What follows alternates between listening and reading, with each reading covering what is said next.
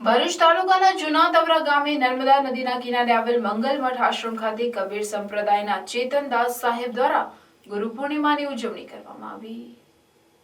ભરૂચ તાલુકાના જૂના તવરા ગામે નર્મદા નદીના કિનારે આવેલ મંગલમઠ આશ્રમ ખાતે કબીર સંપ્રદાયના ચેતનદાસ સાહેબ દ્વારા ગુરુ પૂર્ણિમાની ઉજવણી કરવામાં આવી, જેમાં મહાઆરતી, આશીર્વચન, મહાપ્રસાદી સહિતના વિવિધ કાર્યક્રમોનું આયોજન કરવામાં આવ્યું હતું।